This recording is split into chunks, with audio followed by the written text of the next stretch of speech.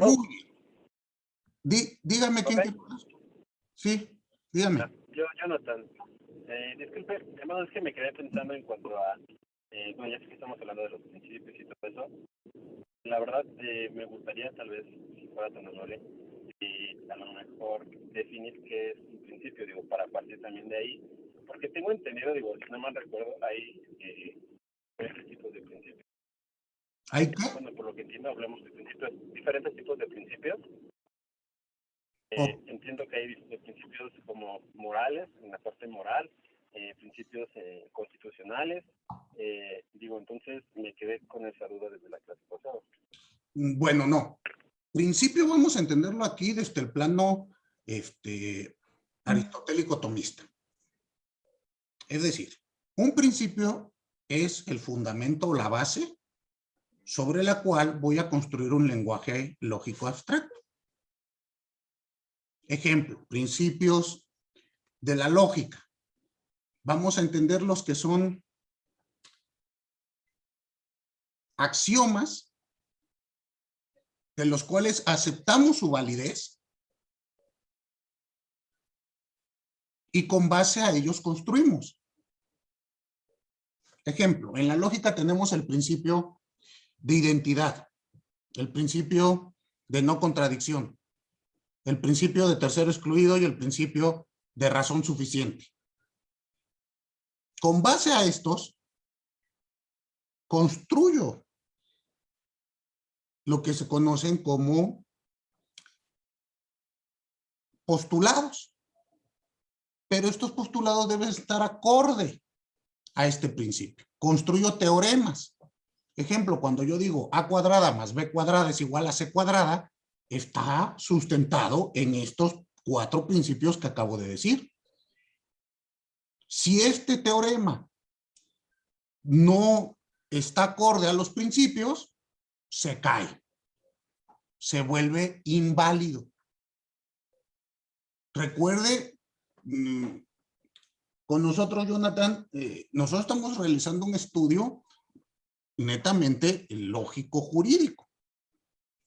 El derecho, pues, es una construcción abstracta.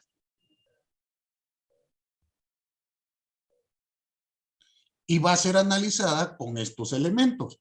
Si bien forma parte o somos una rama, podríamos decir que el género sería la moral y más arriba tendríamos a la ética. Bueno, pues creo que a nosotros no nos interesan principios morales para analizar a la contribución.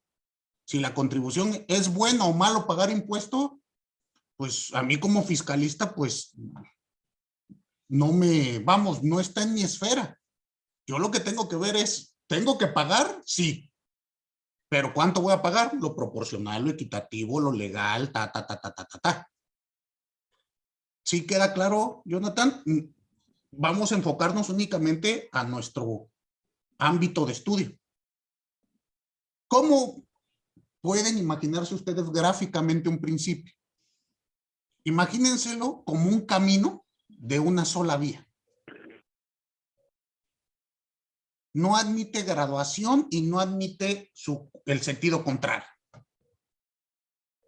Ejemplo. Principio de no contradicción. Yo no puedo decir o asignarle una calidad a una cosa y después quitársela. Ni aunque sea poquito, porque estoy contradiciendo lo que digo. O principio de identidad. Una cosa es o no es, no puede ser y no ser al mismo tiempo. Ejemplo. ¿Ustedes conocen el animalito el ornitorrinco? ¿Y ese animalito qué es? ¿Mixto? De acuerdo a los abogados, ¿qué sería? Mixto, ¿no? No, ¿No? Entonces, no. ¿qué sería? Pues se supone que en definición biológica es si no me equivoco, es mamífero, aunque proviene del huevo. Es ahora sí podríamos llamarlo híbrido, pero su clasificación está dentro de mamíferos. Ok, pero no puede ser híbrido. Eso lo repudia la lógica. Para la lógica no existe lo mixto. Cuando usted me dice algo es mixto, híbrido, champurrado, campechano, me está diciendo esto es y no es. Ah, bueno, tal vez queriendo explicar más allá de la pregunta, sí podría decirle es híbrido y es tal y tal. Pero de acuerdo a clasificación, es un mamífero, así, nada más. Claro, Es, es que tenemos que establecerlo así. Lo mismo con nosotros. Por eso les digo, ustedes imagínense un principio, una ruta de un solo lado, que no admite que regrese o algo vaya en contraparte y no admite graduación. Pongo un ejemplo. El principio procesal de imparcialidad. ¿El juez es imparcial o no lo es? ¿Ustedes admitirían que en un proceso el juez sea poquito parcial?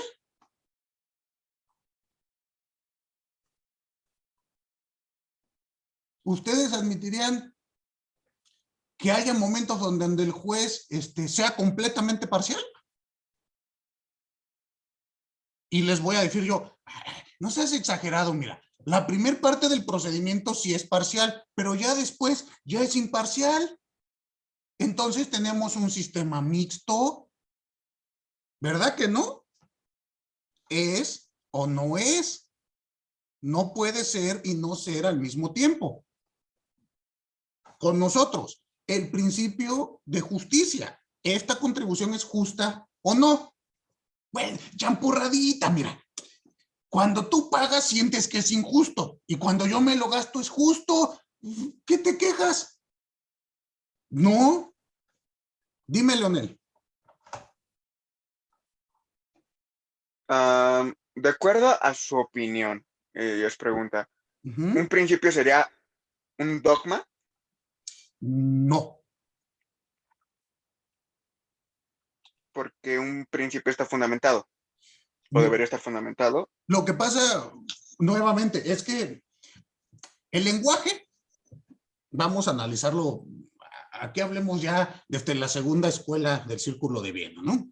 ¿Cómo vamos a analizar nuestra realidad? Mi lenguaje me permite entender mi realidad, pero para entender mi realidad necesito el contexto. El dogma se utiliza en un contexto fuera del que yo estoy hablando. Un dogma es creer en algo aún sin fundamento. Un principio, yo doy por válido un axioma que se ha demostrado su valía. Ya no me lo cuestiono porque ya ha sido demostrado. Y el axioma puede cambiar. El dogma no.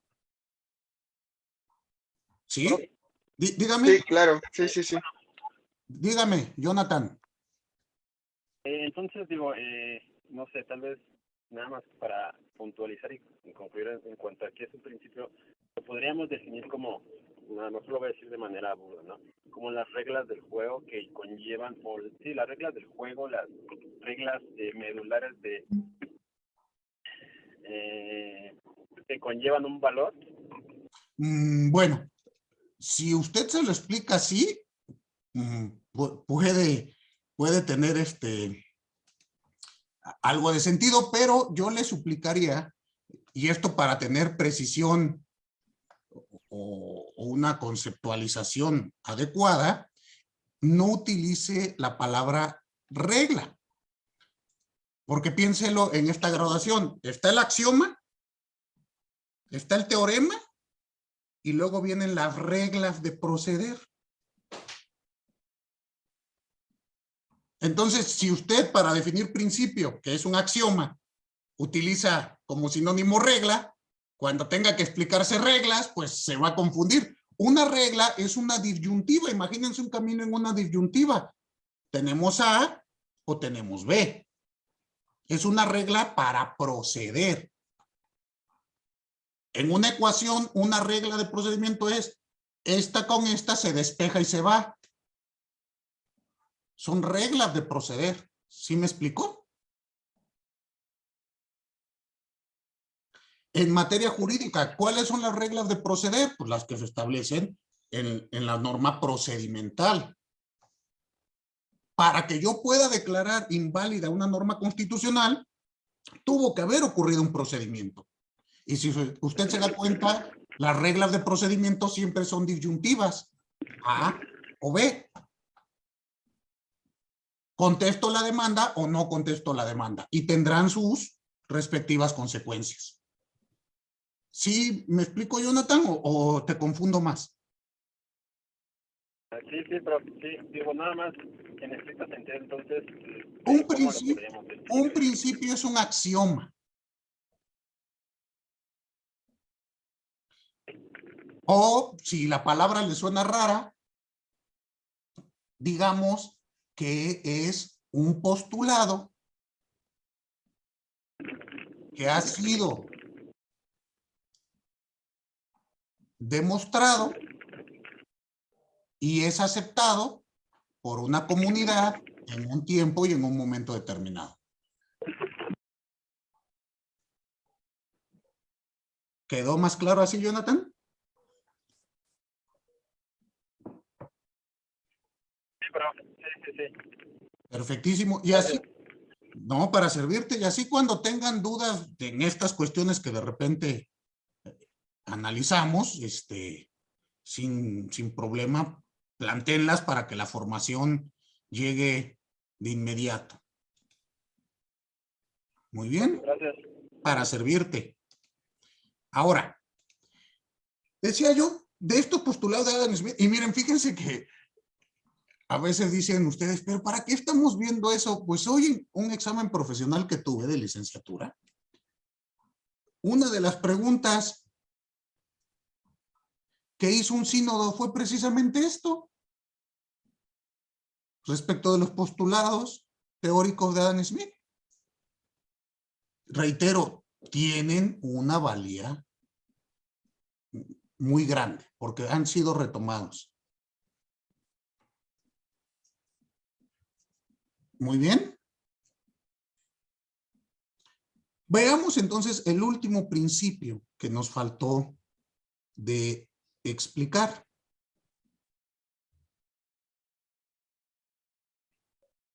El principio de justicia. No, profe, No, es el de justicia. perdón, de economía. Sí, ¿no? Sí, exacto. Sí, de economía. Sí. Vimos ya comodidad, nos falta economía. Siempre que yo escucho la palabra economía, inmediatamente pienso cuánto tengo y cuánto voy a gastar, ¿no? A mí me llega eso inmediatamente a la cabeza. Economía quiere decir la ciencia del hogar, la ciencia de la casa, ¿no? El cuidado de la casa. Entonces, ¿cómo lo vamos a entender como principio teórico? Vamos a decir que el Estado debe de tener en cuenta el costo de la recaudación y el control de las contribuciones,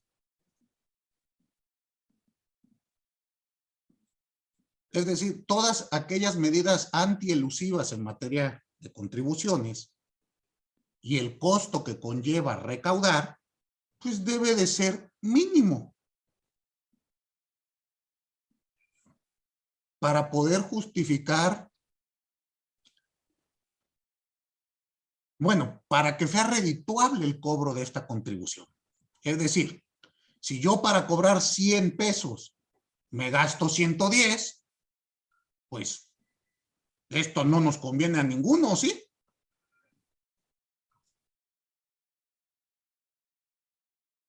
Vamos a ver cómo lo decía Adam Smith.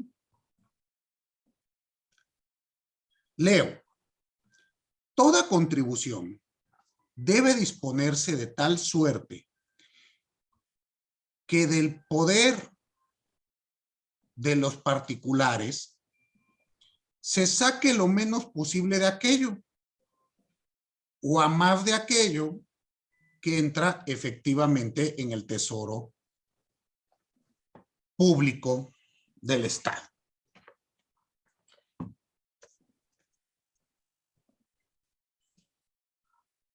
¿Qué quiere decir esto? Que al momento de realizar el entramado contributivo, si ya vimos que el principio de comodidad tiene como finalidad que nosotros vayamos a pagar, tenemos también el órgano recaudador analizar que esta recaudación pues salga, vamos a decirlo coloquialmente, barata. ¿Estamos? Esto obviamente sin volverla ineficiente.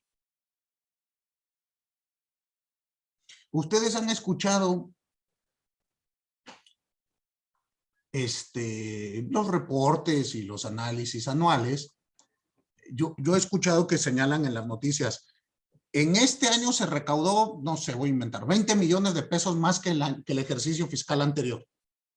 Pero nunca me dicen cuál fue el costo para recaudar esa cantidad. ¿Se está gastando más que antes? ¿Se está gastando menos?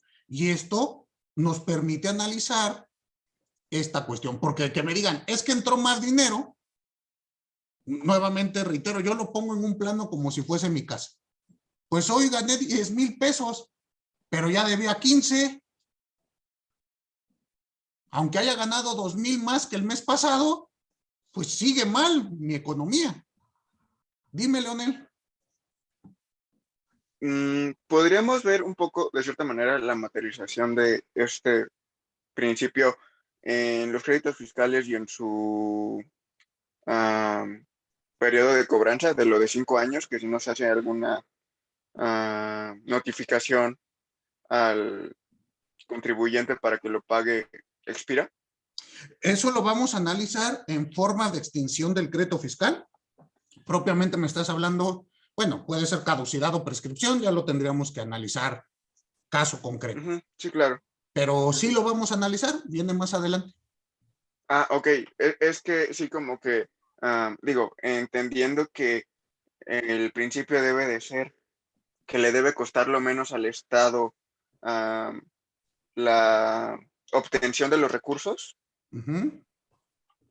pues yo creo que, digo, es no solamente el tiempo, sino también el capital humano, la economía, todo lo que tienes que hacer para que te paguen eso, y hasta incluso, digo, si es una cantidad no representativa realmente, pues perderías más en todo eso que cobrándolo. Por eso existe la figura de crédito incobrable. Y una de esas, o una causal para declararlo incobrable es precisamente que se vuelve más oneroso.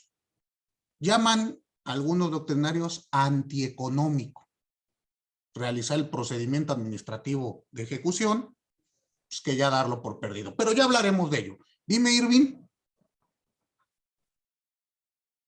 Gracias, maestro. Bueno, yo quería comentarle que, dado mi experiencia en la práctica, le comentaba que yo trabajé en la Administración General de Auditoría de Comercio Exterior. Entonces nos mandaban mucho a hacer operativos y visitas domiciliarias a toda la República. Y pues obviamente esto genera gastos, pues ya sabe, los viáticos, hoteles, transporte, gasolina de los vehículos. Muchos de los vehículos, si no es que a lo mejor más del 70% de los que tiene al menos el servicio de administración tributaria son rentados. Y le hablo de una renta que cuesta alrededor de unas camionetas de 900 pesos al día, más o menos. Muchas de ellas están paradas la mayor parte del tiempo. Vehículos blindados que también son rentados, para administradores centrales, administradores generales. Realmente poniendo en perspectiva la situación que comenta, yo en lo personal nunca vi que realmente pudiera acreditarse o a lo mejor una mayor recaudación de lo que realmente se empleaba en gastos. Por ejemplo, cuando fue la parte del cambio de gobierno, recuerdo perfecto que en ese momento yo estaba en un operativo en Nuevo Laredo, en la frontera de Monterrey con Nuevo Laredo, y solamente llegamos, hicimos un par de horas de revisión en la caseta, y después tuvimos indicaciones de regresar todos los vehículos porque se tenía que contabilizar y se tenía que entregar así al 1 de diciembre. Entonces, al nuevo gobierno, al nuevo gobierno entrante. Entonces, realmente fue gastos de avión, gastos de vehículos, gastos de gasolina, gastos de hotel, gastos de comida, que pues realmente no tuvo no fue redituable, ¿sabes? O sea, no confiscamos nada. Y muchas veces en cuestión de operativa, también, pues digamos, no embargábamos algo que pudiera justificar a lo mejor lo de los gastos de todas las personas que íbamos a esas clases de operativos, ¿no? Muchas veces a nivel interno se trataba de justificar como presencia, ¿no? Y obviamente a raíz de unos años para acá, obviamente la mayoría ya conocemos el SAT, conocemos algunas de sus facultades, entonces de esta manera se trataba de justificar un poco, ¿no? Pero a nivel tangible como tal, no.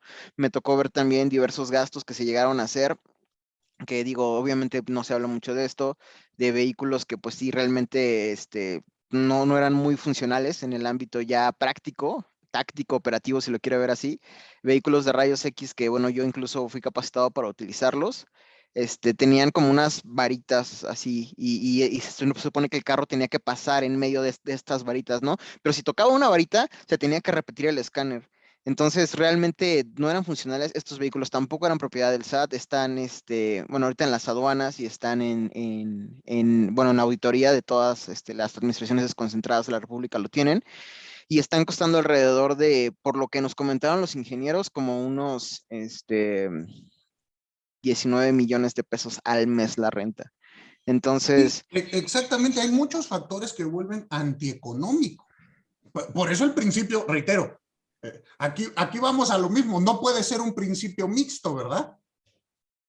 Si te dijeran, es que es un principio, mira, estás realizando un principio de economía mixta, porque si bien no embargaste nada, no recaudaste y salimos poniendo, les dio miedo, ya hay presencia.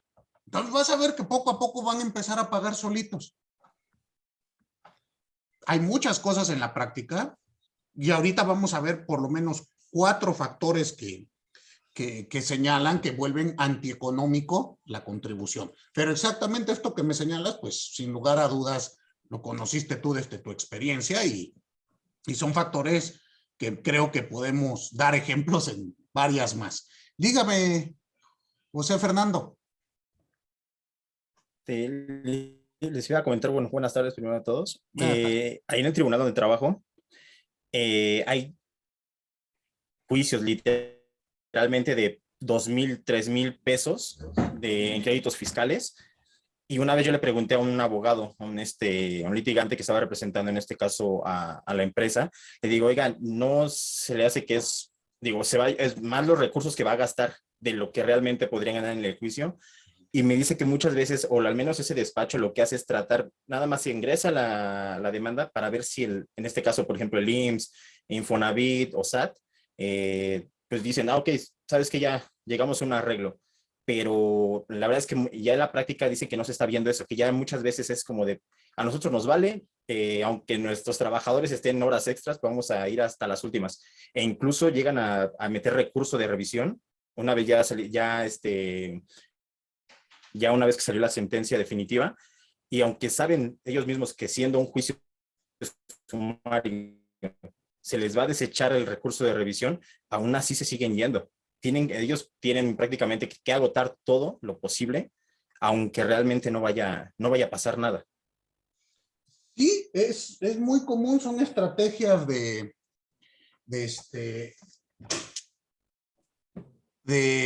un segundo. Estas cuestiones estamos hablando, ejemplo, me está planteando usted una estrategia, digamos, fiscal, bueno, estrategia litigiosa de F despacho, donde él dice, pues yo lo que intento es meter la demanda y ya después sentarnos a negociar.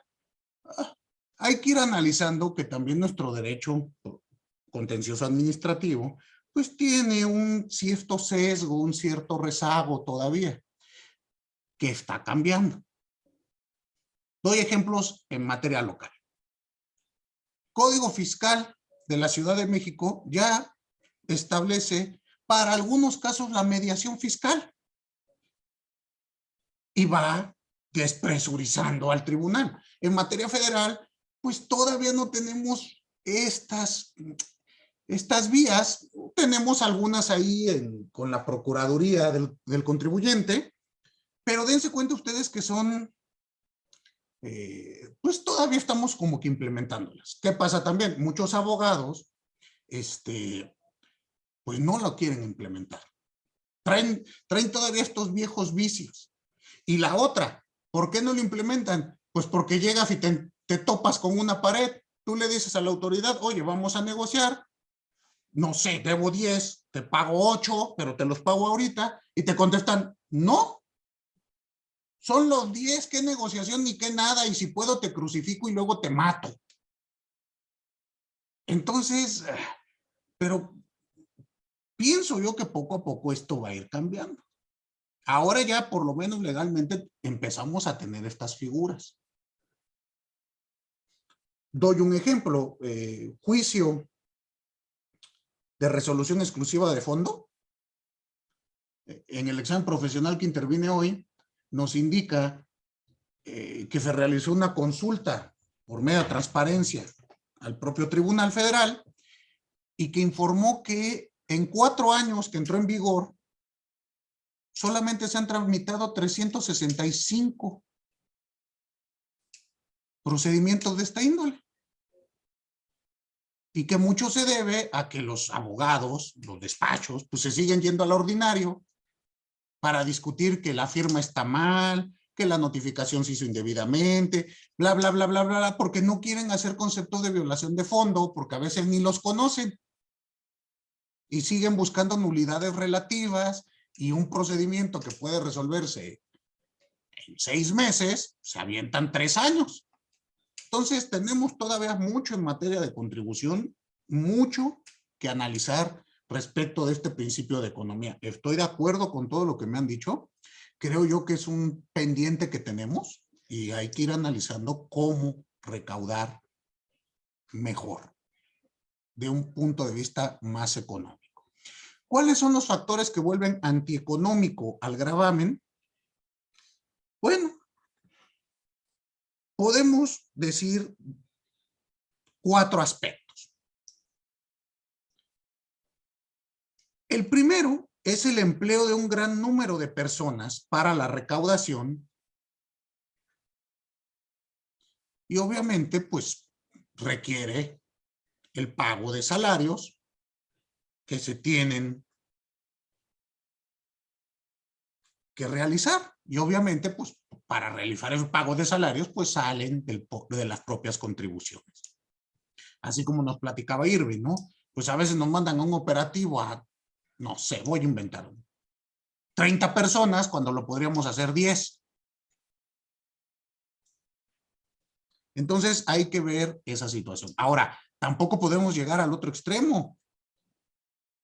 A mí me comentan que actualmente hay áreas en el SAT donde, por ejemplo, el director tiene a su cargo un subdirector, un jefe de departamento y 2 auxiliares. Y con eso quieren que vean, voy a inventar grandes contribuyentes, pues tengo 365 asuntos vivos y me llegan 4 diarios. No me da tiempo. ¿Sí me explicó? Tampoco podemos llegar a lo absurdo, porque igual se vuelve antieconómico, porque es obvio que no se logrará la recaudación, se nos pasarán plazos o etcétera. ¿Queda claro? Dime, Irving.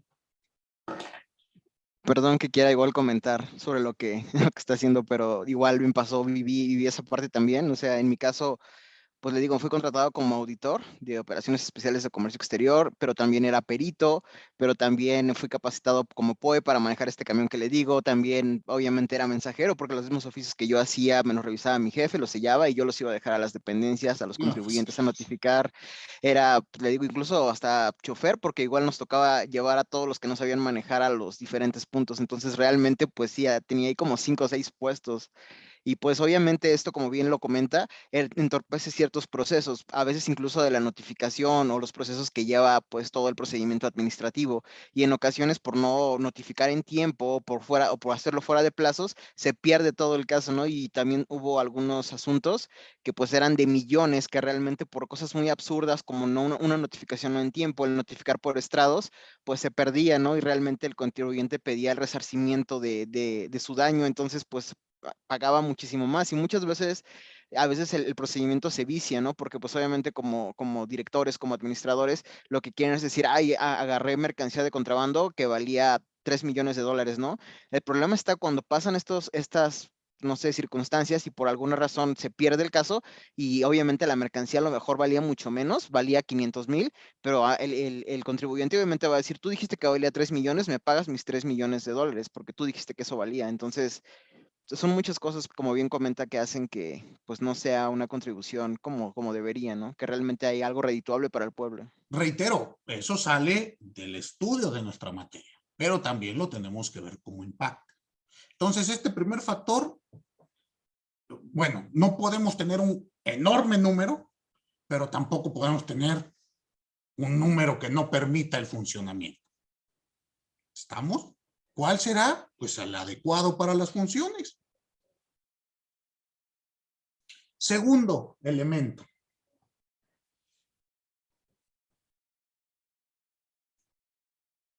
Que se establezcan impuestos altos o imprevistos a la industria. Esto desanima a los inversionistas.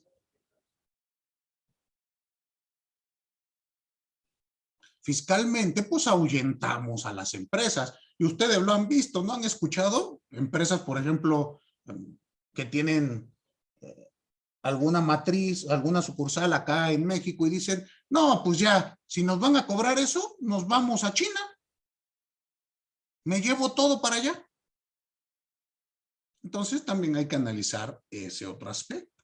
¿Y qué pasó? Yo quería recaudar 200 y me quedé en cero. Dime, Leonel. Sí, de hecho, GM Motors dijo que si seguían los impuestos como estaban en México, que lo más seguro es de que iban a cerrar sus plantas y que se iban a ir del país. Y sí, de hecho, a partir de la bueno, de la 4T, ha habido un secretismo fiscal, por así llamarlo, de las empresas que dicen que si la situación no cambia, que si realmente van a seguir los impuestos y todo como pinta, pues lo más fácil es salirse, porque pues realmente los impuestos que se están cobrando están muy altos como para poder seguir y que les sea rentable realmente como antes lo era. Claro, bueno, y eso ocurre en todo. Los que pueden cerrar e irse, pues se van. Hay otros que nada más cierran porque pues no me sale, ya no es redituable. Entonces, bueno, también se tiene que tomar en cuenta esa sanción. Ahora, siguiente elemento. Las sanciones que se impongan a los contribuyentes por tratar de evadir los impuestos no pueden ser excesivas, es decir, no pueden llevar a la ruina al contribuyente.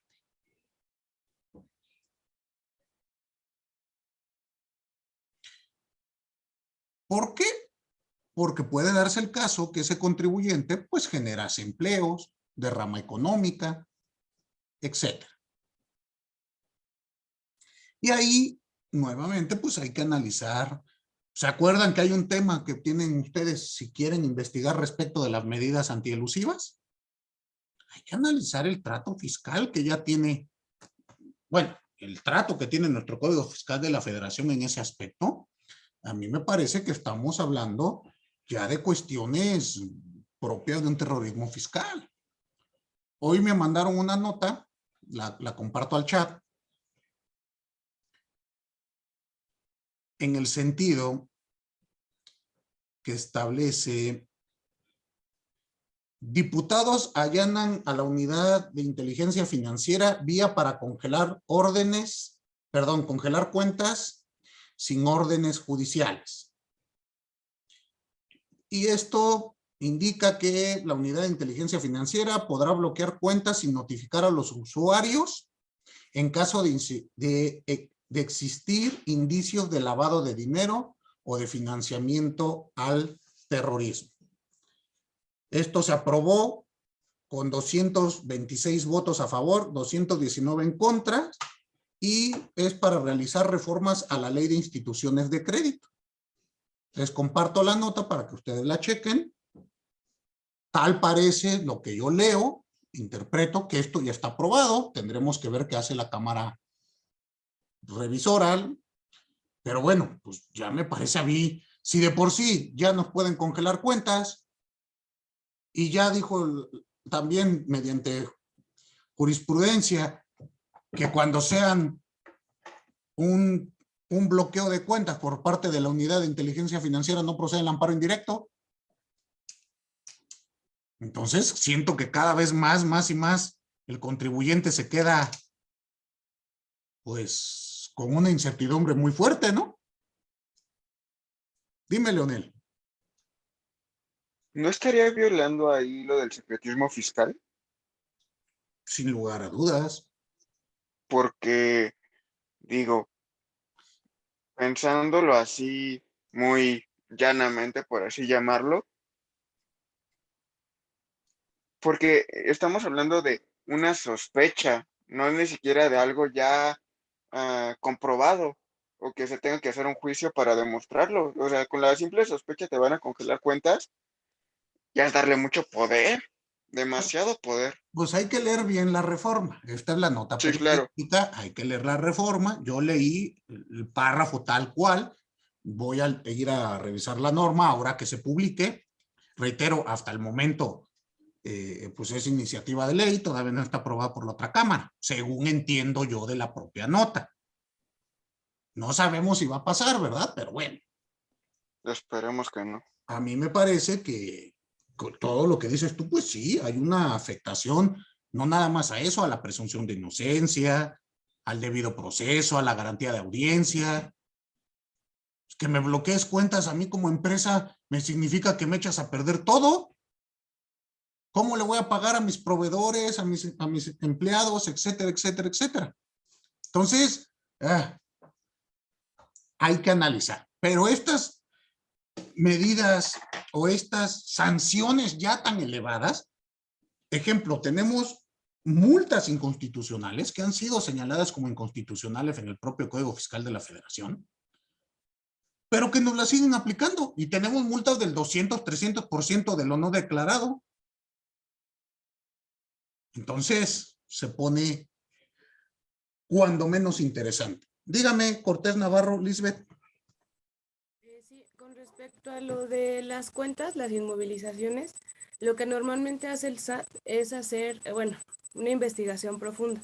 Así lo comienza. Empieza a ver ciertas cuentas y empieza a hacer triangulaciones. Entonces, digamos que el SAT desde antes ya trae una investigación de cuentas. Tenés así que en el área de recaudación nosotros podemos inmovilizar y en su dado caso transferir, obviamente cuando hay un crédito determinado. Entonces, prácticamente digamos que se traslada hasta cierto punto a lo que va a ser la UIF. O sea, realmente cuando uno llega a la UIF es porque ya traen toda una investigación atrás. O sea, entonces nada más sería realmente checar cómo lo van a aterrizar hasta cierto punto. Y en nosotros, por si en recaudación lo que hacemos es solicitar a la Comisión Nacional Banca de Valores información con respecto a las cuentas que encontramos. Si tienen algún, tienen dinero, pedimos la inmovilización en su primer momento, lo notificamos al contribuyente y posteriormente, si no promueve algún juicio, nos vamos ya a la transferencia. Igualmente, la transferencia se le puede notificar al contribuyente. Entonces, normalmente se le hace saber al contribuyente cuando se inmoviliza y también cuando se transfiere. Y precisamente traemos un tema nosotros ahí, porque obviamente cuando le inmovilizamos cuenta, lo primero que hacen es ir con nosotros. Y también es una forma, digamos, de fiscalizar, bueno, no de fiscalizar, de hacernos llegar de recursos, porque muchos dicen, bueno, ¿sabes qué? Desinmovilízame la cuenta y te garantizo o quiero que me parcialices o que me condones. Entonces también de cierta manera es una forma que tiene el SAT de poder hacerse llegar de recursos. Digo, no es lo más sano, pero pues funciona al final del día. Pero no le parece, claro, claro, de que funciona, funciona, es como antes los quemábamos en la hoguera y en la plaza pública. No es lo más sano, huele a chicharroncito, pero funciona, te apuesto que no vuelve a robar. Exactamente, y muchas veces es así, se acercan. Es una forma de que el contribuyente se acerque. ¿Y a usted le gusta vivir en un estado así? Pues no, pero Pero es ahorita que yo soy autoridad, maestro. Pérez, que deje el cargo. Ahí exactamente, ya llego. cuando esté del otro lado o cuando represente una empresa, entonces ya diré, huele mucho a chicharroncito quemado. Exacto. Ahí Y usted me dirá, quejaré. ahí usted se quejará y dirá, yo quiero un estado garantista, no este estado Exactamente, represor. exactamente. Pero eso de ponernos del lado donde nos conviene, cuando nos conviene, creo que nos va a generar problemas. ¿Por qué? Porque si ya se construyó todo este andamiaje, donde ahora el contribuyente es el enemigo, estamos creando un estado de excepción en contra del contribuyente. Y el día de mañana, regresarlo, esto no lo digo yo, lo dice la propia historia, regresar al estado previo, ya no digamos siquiera tener mayores garantías, al estado previo de los abusos, nos puede llevar 20 o 30 años. Y muchas veces hay que derramar sangre para lograrlo. Eso es lo que debemos de analizar. Y más en materia fiscal, yo como les digo, en materia fiscal, el problema es que del fisco no se libra uno ni después de muerto, porque cobran impuestos hasta por mi herencia, ¿sí o no? Entonces, hay que tener mucho cuidado. Reitero, mis ámbitos es penal y fiscal. Entonces, a veces yo soy ese loquito que dice, oigan, ¿no se les hace que esto suena raro? Ejemplo, penas en materia penal, como les decía anteriormente, 780 años de cárcel. O sea, ¿se da cuenta? ¿Sí está escuchando lo que dice? Recién tuve un caso donde a unas personas, y yo voy por víctimas, se le acusaba y se pretendía una sanción de 360 años de prisión a cada uno. Le decía yo, bueno, pero es que eso es un sinsentido. Ese número de años no lo tenemos ni como país. No es hacerle al tonto. ¿Quién vive 360 años? O sea, ya también siento yo que ya es una esquizofrenia, una locura. Pero es lo que hay que analizar. Aquí, ¿qué es lo que yo digo? Estas cuestiones, como usted señala, prácticamente es obligarlos a que vengan y me paguen. Es un modo de recaudar. Sí, habrá que analizar si ese modo es respetuoso del marco constitucional. Y ya de ahí vemos qué ocurre. ¿Qué se hace? Se hace. Casi me dice usted como mis amigos de policía de investigación. Pues sí le dimos unos chingazos. Nada más, pero confesó sí, sí o Algo no. así. Recaudamos, Eso, cumplimos con la meta al final del día. pero violando derechos. Me parece a mí que no podemos justificar llegar a la meta violando derechos. El fin no justifica los medios. Ok. En un estado democrático, constitucional, ya no democrático de derecho, democrático constitucional, nuestro faro debe de ser la protección del derecho humano. Porque aquí estamos, entonces, nuevamente, pues creo que Mario Pugliese y todo lo que hizo en el Código Fiscal de la Federación hay que tirarlo porque hemos regresado a que el soberano quiere su tributo. Y si él quiere derecho de pernada el día de mañana, se lo vamos a dar. ¿Sí recuerdan ustedes qué es el derecho de pernada? Sí. ¿Qué es? ¿A qué le suena, Lisbeth? ¿O qué? Si no mal recuerdo, era cuando, por decirlo, una pareja se casaba y al final del día el soberano tenía como el derecho a la primera noche con la persona. Bueno, con la mujer o con el hombre. Ahí sí no sé el gusto del soberano, pero normalmente era con la mujer. Exactamente. ¿A eso quieren regresar? ¿O a la época de Santana? Que nos cobren por ventanas, Con por las perros. ventanas. Ujú. Bueno, ya nos cobran Pues, ahora con la ley de publicidad exterior de la Ciudad de México. Si yo a mi fachada le pinto abogados, vienen y me sancionan, porque mi fachada ya no es mía. Sí saben eso, ¿no? Ahorita van a salir a tapar sus fachadas. Entonces, hay que analizar, reitero, viene el gran problema. Maestro, pero entonces, ¿cómo recaudamos? Si se los pido por las buenas, nadie me va a pagar. Vamos a analizarlo. Ya llegaremos a ello más adelante. Pero fíjense cómo todos estos principios nos están dando bastante de qué platicar. Dime, Irving. Gracias, maestro. Bueno, en la Administración General donde yo estaba también se realizaba la solicitud de congelamiento de cuentas, pero al menos, bueno, aquí creo que teníamos otro tipo de análisis. Aquí se llevaba a cabo, nos llevaba a cabo la solicitud únicamente cuando teníamos casos, por ejemplo, de contribuyentes no localizados. Y en este caso, pues, digo, igual argumentando un poquito esa lógica, creo que no habría alguien que se pudiera oponer, al menos que saliera la persona a decir, están violando mis derechos, ¿no? Pero al no estar localizado, a mí me tocó hacerlo en una ocasión de una persona que estaba haciendo operaciones inexistentes con facturas de Estados Unidos que se las compraba a un taller y lo manejaba como si vendiera carros y estuvo importando muchísimos carros. Y hasta el momento que llegábamos ya a la parte de que realmente lo buscábamos por todos lados, le pedíamos la dirección a todas las dependencias, a Conagua, a CFE, y nadie nos decía, entonces llegamos con la comisión y pues congelar las cuentas que quedaban, ¿no? Aquí, porque pues muchas veces sí dejábamos pasar un buen tiempo y pues era la racionalización que se ocupaba en esta administración donde yo estaba para poder congelarlas.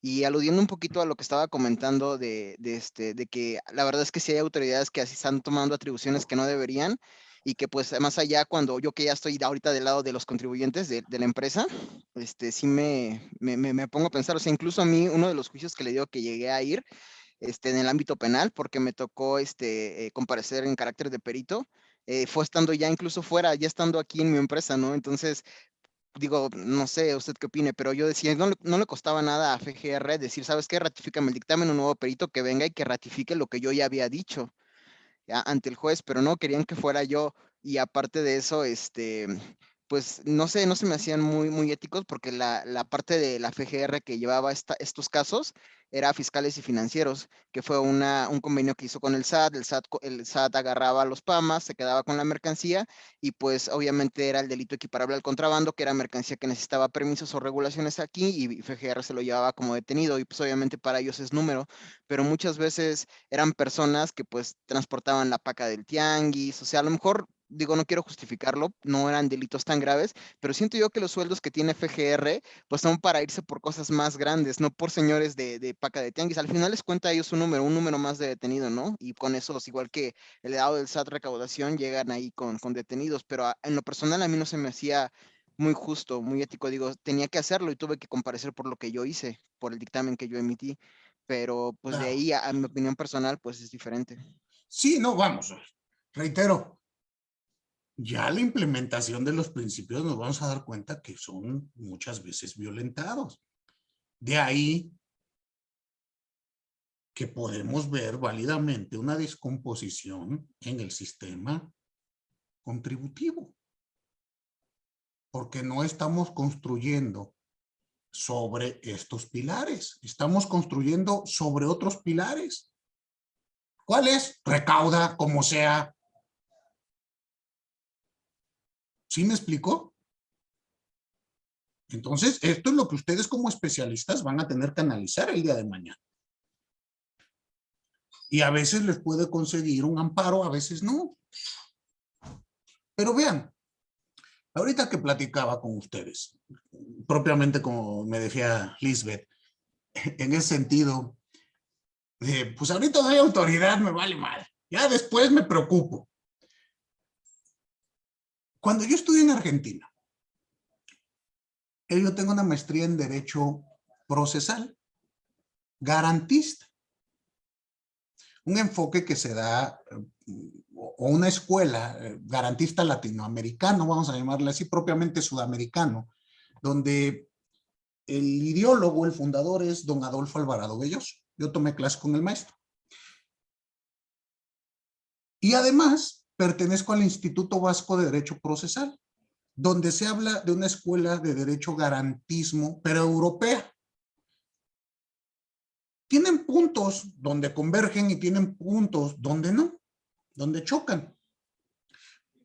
Pero tanto ellas como la Declaración del Hombre y el Ciudadano de 1789 son acordes en señalar un respeto irrestricto de la Constitución. La Declaración de Derechos del Hombre y el Ciudadano dice: en aquel estado donde no se respete la Constitución, no puede ser llamado un estado, será una tiranía. Y en Argentina hay un poema épico que se llama el Martín Fierro y tiene un aspecto que habla de la ley, que yo lo leo. La primera vez que lo escuché me dio risa, ya después lo reflexioné y al día de hoy sigo analizando. Me permito compartirles un poco de él.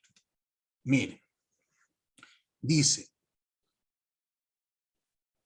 la ley se hace para todos, pero solo al pobre rige. La ley es la tela de la araña. En mi ignorancia lo explico. No la teme el hombre rico, nunca la teme el que mande, pues la rompe el bicho grande y solo enreda al bicho chico. La ley es como la lluvia, nunca puede ser pareja. El que la aguanta se queja, pero el asunto es sencillo. La ley es como el cuchillo, no ofende a quien la maneja. Se le puede llamar espada y el nombre le viene bien. Los que gobiernan ven a dónde la han de dejar caer de tajo, le cae al que se halla abajo y corta sin ver a quién. Esto nos dice el Martín Fierro respecto de la ley. Creo que estos pequeños versitos épicos habría que irlos analizando varias veces, ¿no? Para mí eso que dicen que la ley es como la telaraña, que al bicho grande no le hace nada y nada más al chico enreda, ahí tiene un poquito de lo que me platicaba Sirvin. Y ese otro aspecto de que la ley es como el cuchillo, nunca lastima a quien la tiene por el mango, pues ¿quién tiene la ley por el mango? ¿El contribuyente o la autoridad? La autoridad, ¿no? Fíjense, cuando a mí me tocó ser autoridad jurisdiccional, me gustaba ser juez arbitrario, prepotente,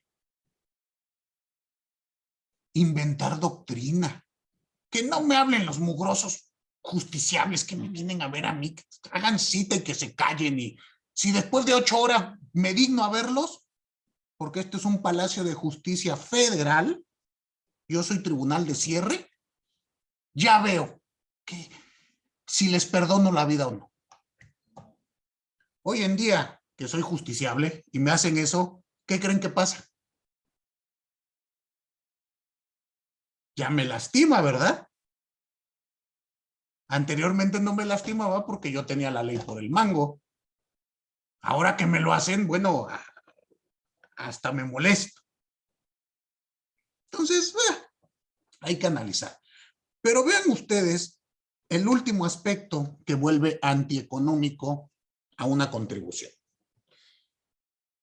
Son el exceso de facultades de comprobación o visitas domiciliarias tediosas,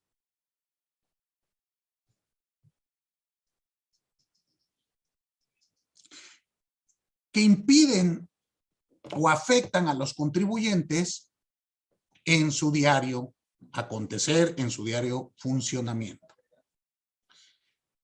Las facultades de comprobación se deben de realizar únicamente cuando existen indicios razonables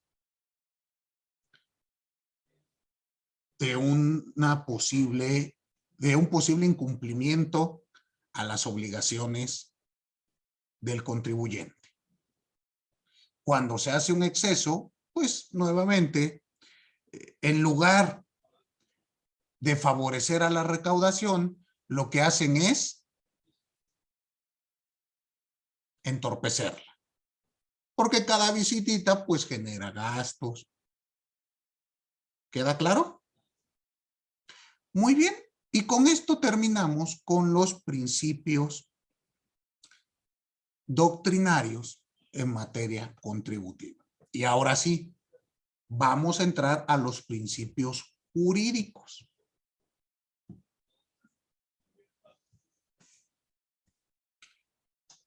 Los principios jurídicos vamos a partir de aquellos que se encuentran positivizados. Surgen de estos que mencionamos y poco a poco han ido evolucionando hasta establecer mayores principios.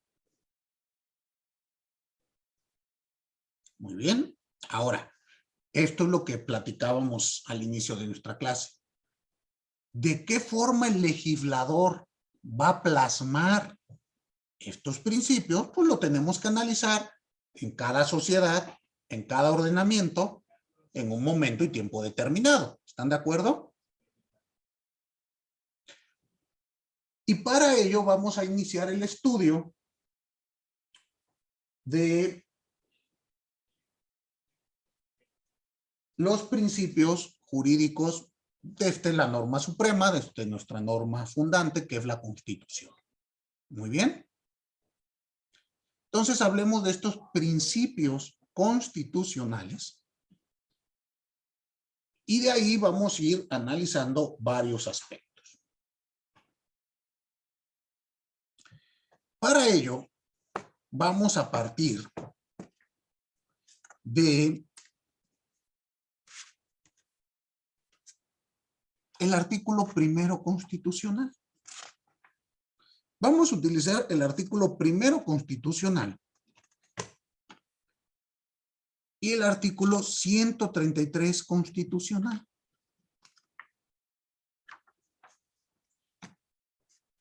Estos artículos nos van a establecer un abanico nuevo de derechos. Ustedes saben que a partir de la reforma del año 2011 hay un cambio en el paradigma constitucional para la protección de los derechos humanos. ¿Sí se acuerdan? ¿Recuerda alguno de ustedes qué motivó esa reforma, ese cambio? ¿Qué hecho jurídico relevante? Eso Radilla. Exactamente, Kevin. La condena que tuvo el Estado mexicano por el caso Rosendo Radilla. Entonces tuvimos que reconfigurar nuestro modo de analizar los derechos humanos. Vamos a analizar el artículo primero y 133 constitucional. Si no nos da tiempo de acabarlo hoy, continuamos con ellos la próxima clase, porque con ello se establece lo que se conoce como el parámetro de control de regularidad constitucional. En contradicción de tesis, nuestro tribunal de cierre ha establecido esta, vamos a llamarle así, esta nomenclatura para el análisis de los derechos humanos en nuestro país. En otros países le llaman bloque de convencionalidad interno, bloque de convencionalidad externo. El bloque de convencionalidad interno vendría siendo el parámetro de control de regularidad constitucional que estableció la Corte mediante jurisprudencia. Muy bien. Ahí hay que recordar que bueno, opino yo, ¿verdad? Habría que analizar con el proyectista, con quien elaboró esta contradicción de tesis, pero me parece que retoma ideas de Hans Kelsen, propiamente en su trabajo sobre la jurisdicción. Hans Kelsen tiene un trabajo que se llama La jurisdicción y habla precisamente de un parámetro de control de la regularidad constitucional. Bueno, habrá que analizar, ¿no? Usted, Kevin, si mal no recuerdo, me dijo que estuvo allá en Irlanda. Sí, Y usted tuvo oportunidad de conocer el derecho, en este caso es anglosajón, ¿no? sí, es correcto. No tuve un acercamiento como tal. Ok. No, o sea, no estudié nada referido a la materia en derecho anglosajón. Ok, porque bueno, hay que entender a veces los enfoques. Es decir, nuestra corte está retomando un enfoque de la Europa continental, propiamente Hans Kelsen. Pero cuando Hans Kelsen desarrolla este aspecto que estamos platicando, ya fue cuando vivía en Estados Unidos. Entonces ya había permeado en él algunos aspectos del derecho anglosajón. Por eso hay que analizar conocer de dónde vienen las teorías que estamos aplicando para analizarlas en su justa dimensión. Muy bien. Reitero, si ustedes buscan ahora en Google la jurisdicción de Hans Kelsen, les aparece el artículo. Hay una excelente traducción del maestro Tamayo, del doctor Tamayo, perdón. Si alguien lo encuentra, lo puede mandar aquí al chat o mandarlo al WhatsApp para que ya lo tengan todos. Y si gustan leerlo, pues ahí está a su disposición. Muy bien. Ayúdenme, por favor, a leer el artículo primero constitucional. El primer párrafo no me interesa tanto, pero bueno, lo leemos y nos vamos a enfocar al segundo. ¿Quién me ayuda a darle lectura?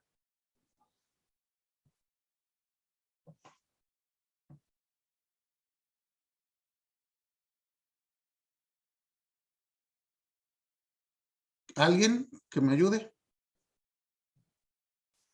Yo, profesor. ¿Quién, Michelle o Grecia? Grecia, a ver, por favor. Título primero, capítulo primero de los derechos humanos y sus garantías.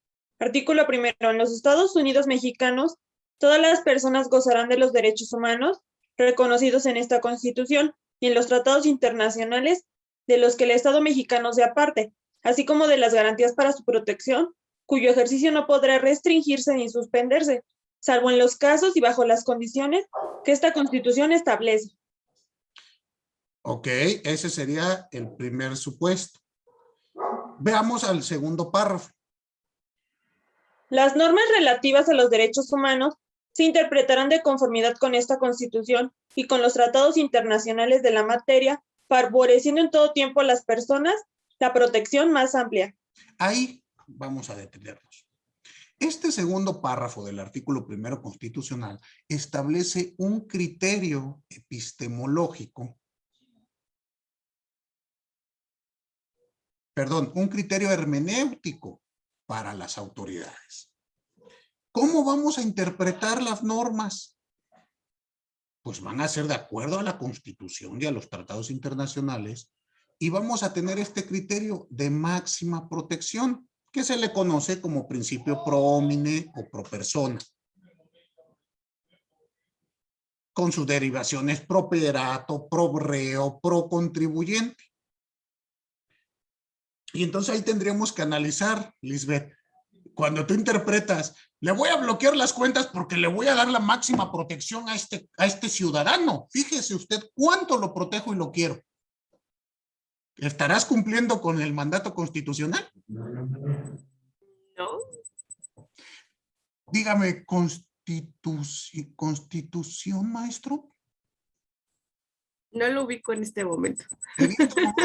Si aquí esa cosa ni existe, de la Torre del Caballito, de la puerta de cristal para adentro, no sabemos qué es constitución. Obviamente al final del día me queda claro que son formas de recaudar y también tiene que ver con cada administración. Yo he tenido como bastantes cambios en donde me encuentro y antes no recaudábamos de esa manera. Antes la verdad era más de nosotros acercarnos al contribuyente y decirle, mira contribuyente, nos debes tanto, pero te damos todas estas opciones. Pero la verdad con este cambio de política fiscal, lo quiero llamar así, realmente es de tienes que recaudar como tengas que recaudar, ¿no? Entonces también al final del día prácticamente es terrorismo fiscal lo que nosotros hacemos y no es correcto, eso me queda claro, porque yo sí veo la diferencia en la forma en la que recaudábamos antes y en la forma que recaudamos ahora, pero también la forma en la que teníamos antes de recaudar muchas veces se malinterpretaba e incluso se llegó a pensar que era hasta corrupción porque nosotros nos acercábamos al contribuyente. Entonces también como autoridad en este momento es difícil hasta cierto punto recaudar porque si nos acercamos somos corruptos, pero si no nos acercamos y prácticamente los obligamos a ir, pues también no somos, pues violamos prácticamente sus garantías. Pero cuando usted le dieron su cargo, usted protestó cumplir y hacer cumplir la Constitución, ¿no? Así es, sí, ay, no me acuerdo cómo se llama, pero bueno, esa cosa que me hicieron firmar, Yo firmé viene, obviamente, y la estoy no, haciendo obviamente cumplir. viene, que voy a cumplir con lo que establece la Constitución, las leyes fiscales, los reglamentos internos, etc, etc, etc. Y faltó decir, escalafón mata póker. Si a mí mi director dice, tú vas y cobras, tú cobras y se acabó. Bueno, pero vamos a ver otra vez, estas son garantías que tenemos en nuestra Constitución. Nuestra primera garantía es este párrafo segundo, que es un criterio hermenéutico o de interpretación para todas las autoridades. Todas las autoridades están obligadas a interpretar las normas de tal forma que nos den la máxima protección. Ahora, no es exclusivo de materia fiscal que tengamos estas violaciones. Yo les comentaba, no recuerdo si fue con ustedes, pero piensen la prisión preventiva oficiosa. Que es, te meto a la cárcel en automático por un catálogo de delitos que está en la misma Constitución. Y esa cárcel no puede ser revisada. Bueno, ahora ya nos hemos gobernado. Ya hay un criterio que nos dice, bueno, sí la puedes revisar, pero ya después de 2 años. Dios nos agarre confesado, nada más son 2 añitos de frescobote. Ya después vemos si la revisamos y sales. Vemos, pero estamos dando pasos. Esto en el entendido que se está violentando este primer aspecto que señala la Constitución. Tenemos que interpretar siempre de tal modo que se otorgue la máxima protección. Entonces, ustedes váyanlo analizando en un futuro para ir planteando sus aspectos. Yo ilusamente pretendo que mi Constitución no sea un catálogo de buenos deseos. Ilusamente, tontamente. Quiero que los derechos que dicen que tengo ahí se respeten. Reitero, soy un soñador. Y muchas veces no se cumplen, pues a veces por desconocimiento, ¿no? Muchas veces porque hay políticas que dicen, no, eso llores, chilles, patalees, no va a ser. Y hay que ir analizando. Nuevamente, ustedes ya en una especialidad tienen que ver al derecho desde este enfoque de protección de los derechos humanos. Estamos ya en el siglo XXI. No pueden seguir viendo al derecho desde un aspecto meramente positivo, sino tienen que verlo con este enfoque. Muy bien. Entonces, ¿qué implicaciones tiene el principio de máxima protección? Pues que cuando yo vea una norma y tenga que elegir ¿cuál aplico? O incluso si te la aplico, tengo que pensar si esta norma va a proteger tus derechos humanos o los va a lesionar. Si parece que los lesiona, a esto se le llama categoría sospechosa.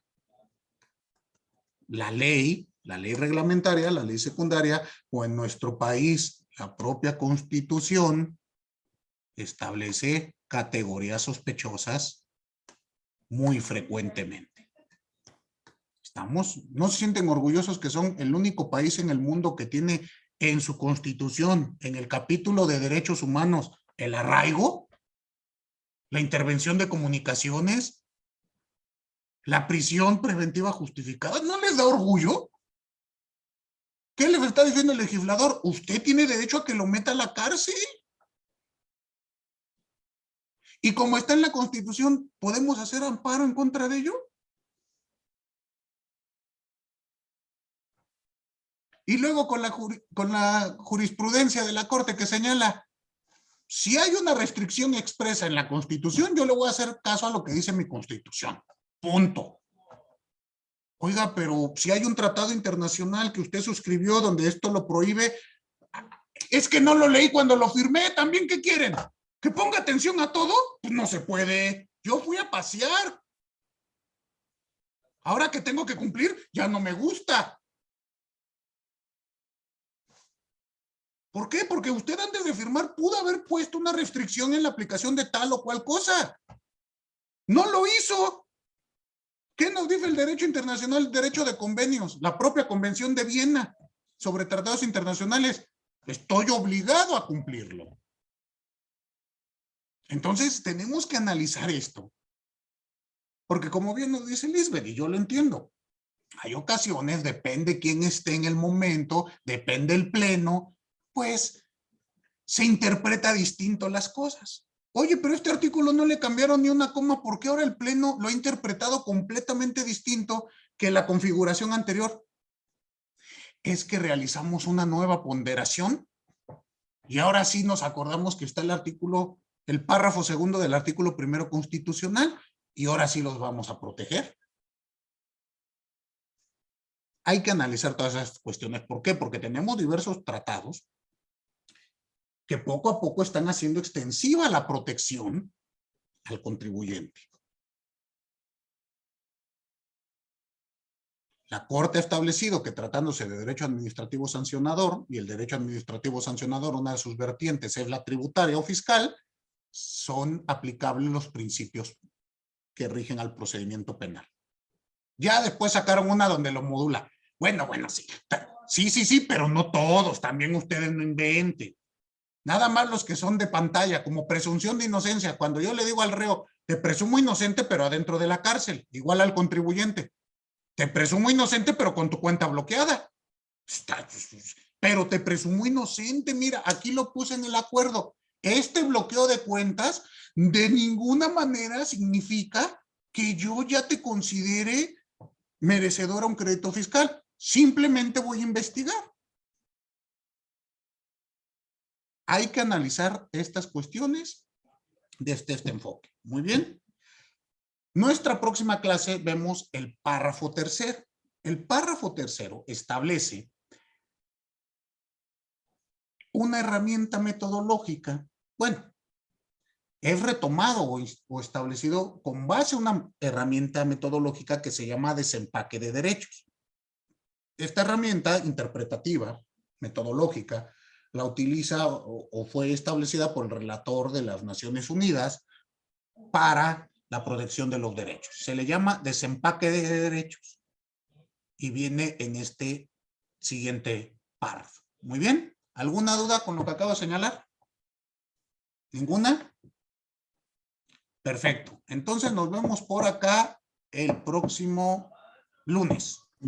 Bonita noche a todos y a todas. Hasta luego. Hasta luego, profesor. Buenas Gracias. noches a todos. Nos vemos. Gracias, buenas noches.